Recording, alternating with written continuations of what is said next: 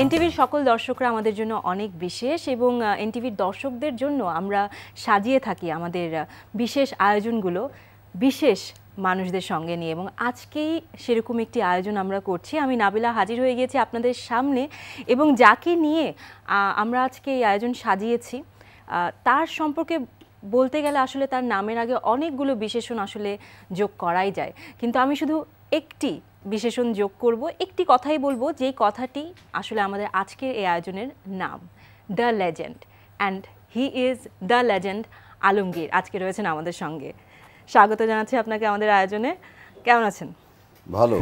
একটু ইন্টারাপ্ট করে বললে, আমি লেজেন্ড হইনি এখনো। আমি খুব সাধারণ একজন অভিনেতা, অভিনয় করে যাচ্ছি, এখনো চেষ্টা করছি ভালো কিছু করার জন্য। এবং ঠিক লেজেন্ডরাই এভাবে কথা বলে, তাদের মাঝে বিনয়টা থাকে।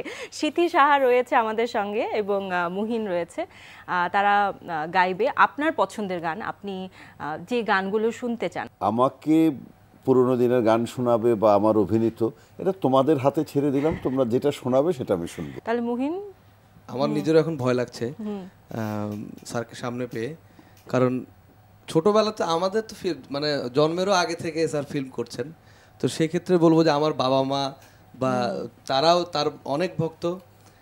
এবং আমি যখন বললাম আমার মাকে প্রথম যে স্যারের সামনে গান গাইছি, তো আম্মা বলেন স্যারকে তোর সালাম, আমার পক্ষ থেকে সালাম পৌঁছে দিস। তো মার পক্ষ থেকে আপনাকে অনেক অনেক শুভেচ্ছা এবং আসসালামু আলাইকুম। গাইছি আজকে প্রথম যে গানটি গাইছি, বিখ্যাত একটি গান, শ্রদ্ধেয় সামিনা ইয়াসমিন ম্যাম এবং ইন্দ্রকিশোর স্যার গেয়েছেন, তুমি আরো কাছে আসিয়া। এই গানটি দিয়ে শুরু করতে। আচ্ছা, তুমি আরো কাছে আসিয়া। এই কি ছবি ছিল?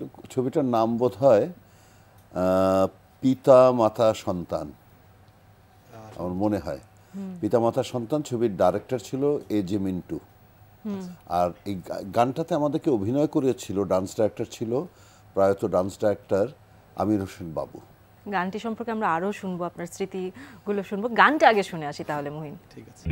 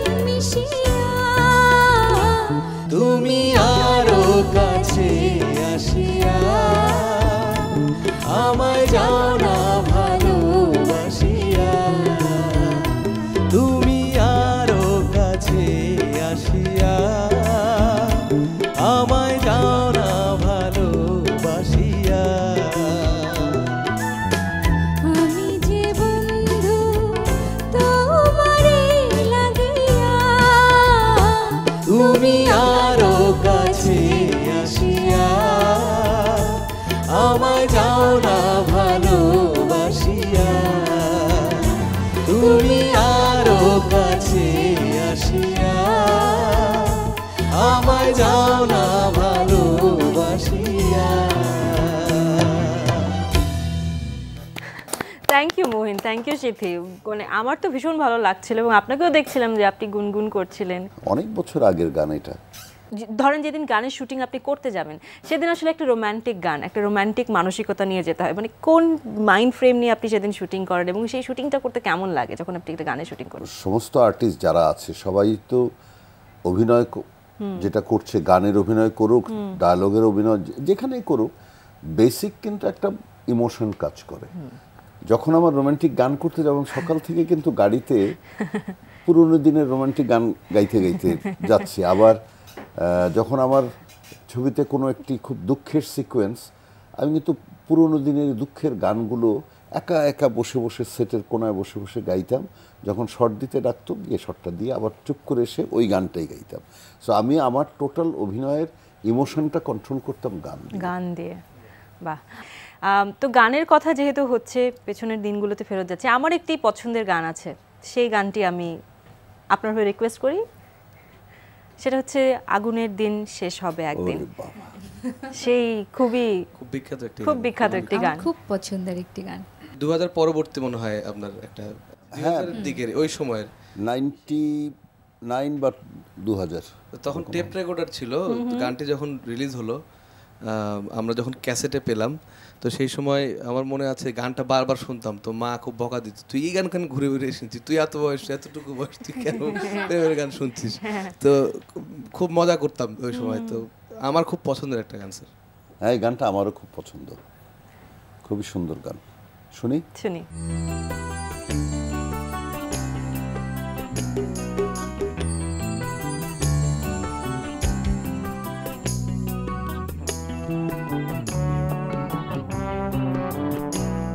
আগুনের দিন শেষ হবে একদিন, ঝর্ণার সাথে গান হবে একদিন। আগুনের দিন শেষ হবে একদিন, ঝর্ণার সাথে গান হবে একদিন। এ পৃথিবী ছেড়ে চলো যাই, স্বপ্নের সিঁড়ি বেয়ে সীমাহীন। আগুনের দিন শেষ হবে একদিন, ঝর্ণার সাথে গান হবে একদিন।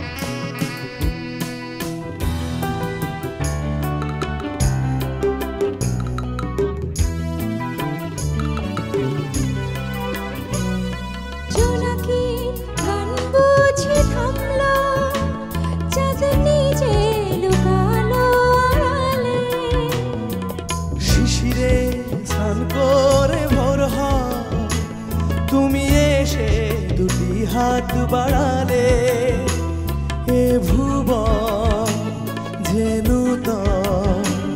এ সপন চিরদিন।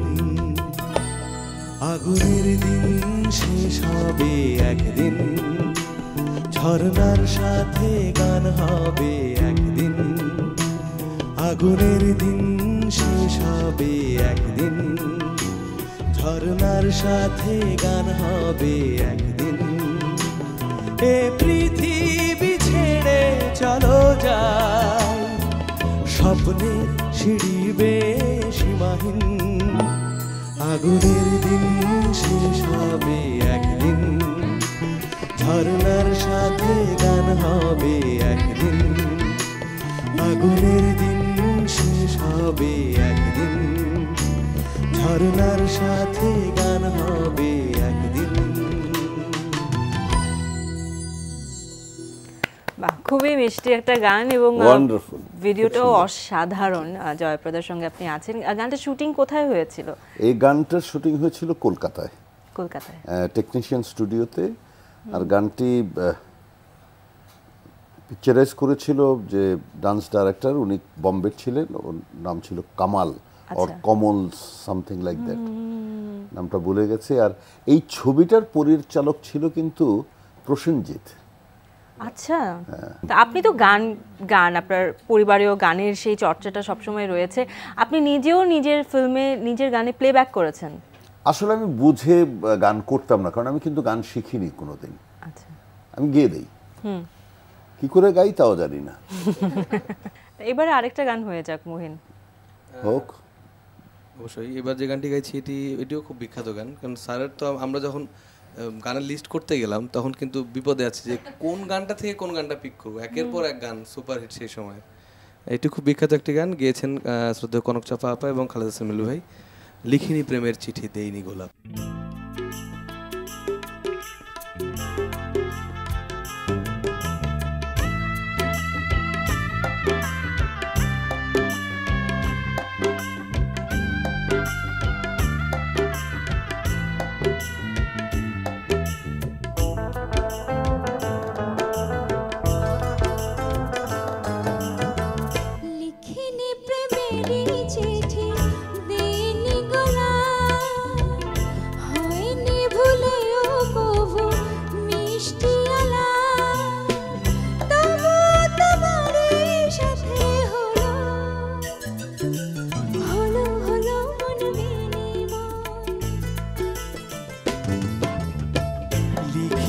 প্রেমেরই চিঠি দেইনি গোলাপ, হয়নি ভুলেও কবু মিষ্টি আলাপ, তবুও তোমারই সাথে হলো হলো হলো মন বিনিময়।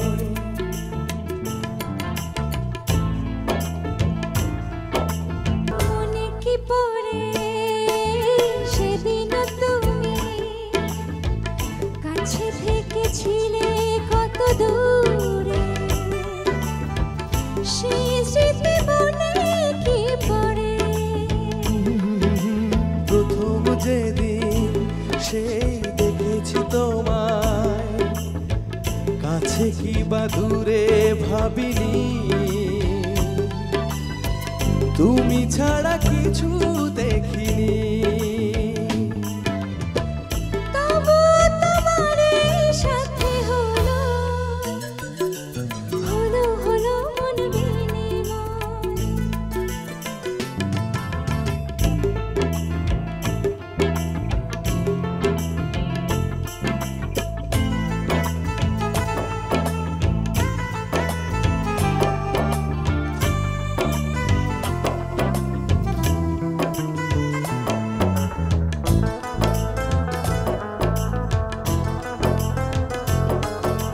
সবাই তো ছিল, ছিলে না তুমি, সেই তুমি দেখা দিয়েছো,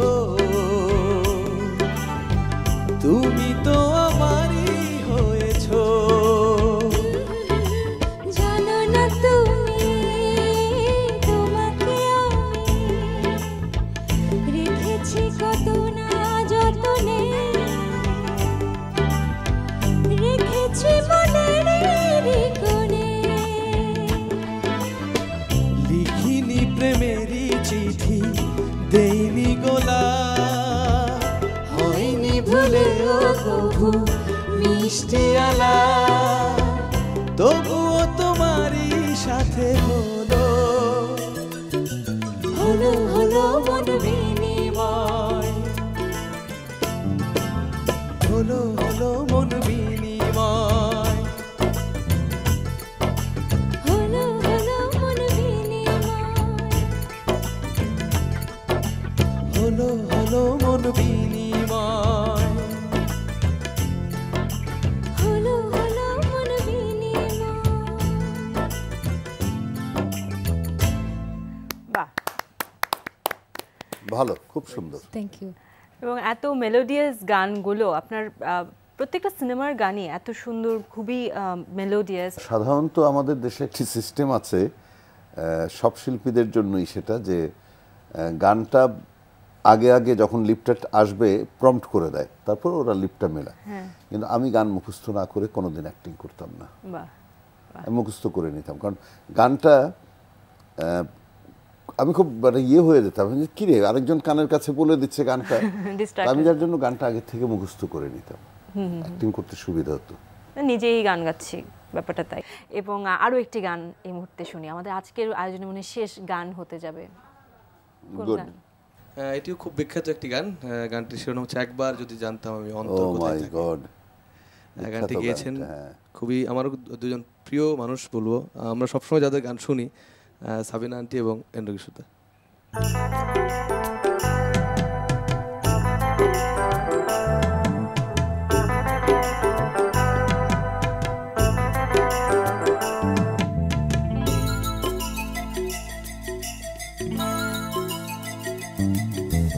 একবার যদি জানতাম আমি অন্তর কোথায় থাকে, সারা জীবন দেখতাম আমি তোমার অন্তরটাকে, সারা জীবন দেখতাম আমি তোমার অন্তরটাকে।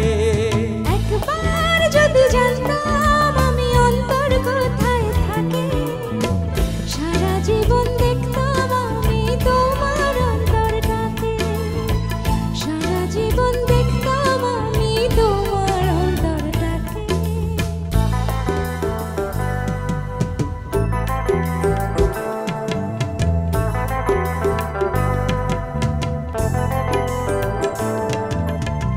দ্বীপের মতো নিজে জ্বলি বরকে আলো দিলে, এত বড় অন্তর তুমি বলো কোথায় পেলে।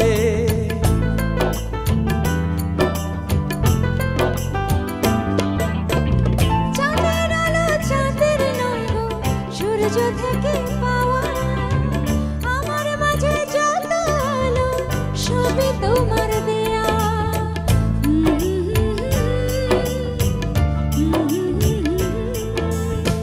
চোখের দুটি জানলা দিয়ে মনের ঘরে ঢুকে, তখন নীলা ভেতর বাহির তুমি হাসি মুখে।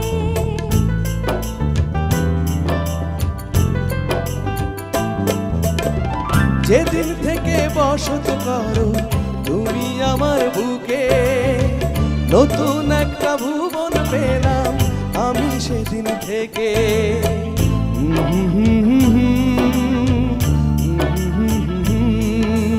একবার যদি জানতাম আমি অন্তর কোথায় থাকে, সারা জীবন দেখতাম আমি তোমার অন্তরটাকে, সারা জীবন দেখতাম আমি তোমার অন্তরটাকে।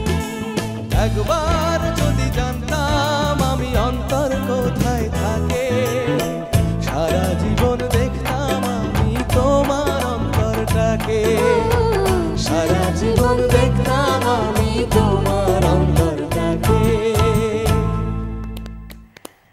বাহ, এই গানটার সময় আমি দেখতে পাচ্ছিলাম যখন শুটিংগুলো করেছি, এটাও আমির হোসেন বাবুর করা গান। এটা অনেক জায়গায় শুটিং করেছিলাম আমরা, কিছুটা সেটে, কিছুটা আউটডোর, কিছুটা রাস্তায়। তো যখন আউটডোরে আপনি শুটিং করতে যেতেন তখন আশপাশে ভক্তকুলরা তো নিশ্চয়ই একটু হানা দিত। না, এটা ফিল্মের প্রত্যেকটা ফিল্মের শুটিংয়েই তাই হয়। অনেক সময় মানে কন্ট্রোল করা যেত না, ব্যাকআপ করে দিতে হতো শুটিং। স্যার, এখন জানতে চাচ্ছি যে আপনি বলছিলেন অলমোস্ট 45 ইয়ার্স হয়ে গেছে আপনি আছেন, কাজ হ্যাঁ। করছেন, এবং সামনে আরও কিছু কাজ নিয়ে আপনি নামছেন, সেগুলো কি হচ্ছে? আমি একটি ছবি করছি, টোটাল ছবিটা হলো আমার চলচ্চিত্রের মানুষগুলোকে নিয়ে। হঠাৎ করে আবার অভিনয় করছি নিজের ছবিতে, আমি একজন ফিল্ম ডিরেক্টরের রোল করব। আচ্ছা, এই সব ফিল্মের মানুষগুলোকে নিয়ে ছবি।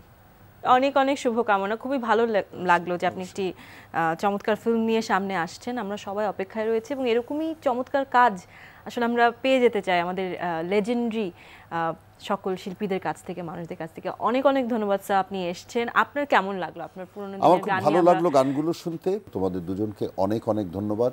আপনারা যারা বাজিয়েছেন ধন্যবাদ। এক একটা পিস আমাকে নিয়ে যাচ্ছিল সেখানে। হ্যাঁ, আর আমি খুব রিসেন্টলি তোমার একটি ছবি দেখলাম, আমার ভালো লেগেছে ছবিটা, ভালো সুন্দর, ভেরি গুড। অনেক অনেক ধন্যবাদ, দোয়া করবেন আমার জন্য। এবং আমাদেরও একটা ছোটোখাটো আড্ডা হয়ে গেল আপনাকে সঙ্গে নিয়ে, আমাদেরও ভীষণ ভালো লেগেছে। এবং মুহিন সিথি অনেক অনেক ধন্যবাদ সেই গানগুলোকে এত সুন্দর করে আবারও আমাদের মাঝে নিয়ে এসেছে এবং অবশ্যই তোমাদের সঙ্গে যারা রয়েছে আমাদের যন্ত্রী ভাইয়েরা অফকোর্স তাদের কথা তো না বললেই নয়, যেমনটি বলছিলেন স্যার যে এক একটা পিস মনে করিয়ে দিচ্ছিল, চমৎকার। থ্যাংক ইউ সো মাচ, অনেক অনেক ধন্যবাদ। এবং প্রিয় দর্শক আপনাদেরকেও অনেক অনেক ধন্যবাদ। এই বিশেষ আয়োজনটি নিশ্চয়ই আপনাদেরকেও অনেক নস্টালজিক করছিল, আপনাদেরও ভীষণ ভালো লেগেছে। আমি জানি গানের অনেক সমাহার ছিল আমাদের দি লেজেন্ড আলমগীর স্যারের, বাট কয়েকটি গান নিয়ে আমরা হাজির হয়েছিলাম। নিশ্চয়ই আবারও এরকম একটি আয়োজন নিয়ে চলে আসবো আপনাদের মাঝে। ভালো থাকবেন, বাংলা সিনেমার সঙ্গে থাকবেন, বাংলা গান শুনবেন এবং এনটিভির সঙ্গে থাকবেন।